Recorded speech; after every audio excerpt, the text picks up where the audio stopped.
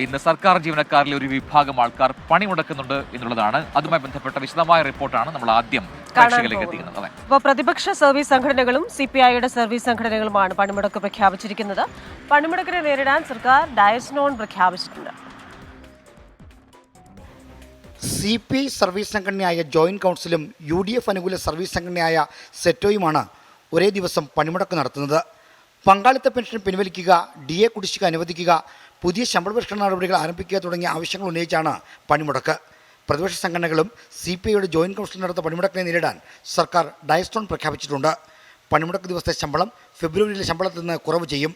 അവശ്യ സാഹചര്യങ്ങളൊഴികെ അവധി നൽകരുതെന്നാണ് ചീഫ് സെക്രട്ടറിയുടെ കർശന നിർദ്ദേശം. ജോലിക്കെത്തുന്ന ജീവനക്കാർക്ക് സംരക്ഷണം നൽകാനും നിർദ്ദേശമുണ്ട്.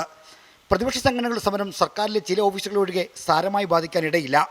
ജോയിന്റ് കൗൺസിലിൽ സ്വാധീനമുള്ള റവന്യൂ വകുപ്പിന് കീഴിലുള്ള വില്ലേജ് ഓഫീസുകളുടെ പ്രവർത്തനത്തെ പണിമുടക്ക് ബാധിച്ചേക്കും. CPIക്ക് സംഘടനകളുള്ള കൃഷി, മൃഗസംരക്ഷണ വകുപ്പുകളെയും പണിമുടക്ക് ബാധിക്കാനിടയുണ്ട്. സമരത്തെ നേരിടാൻ CPM അനുകൂല സർവീസ് സംഘടനകളും ശക്തമായ രംഗത്തുണ്ട്. പണിമുടക്ക് പ്രഖ്യാപിച്ച സംഘടനകളെ നോട്ടീസ് നൽകിയ ശേഷവും സർക്കാർ ചർച്ചയ്ക്ക് വിളിച്ചില്ല.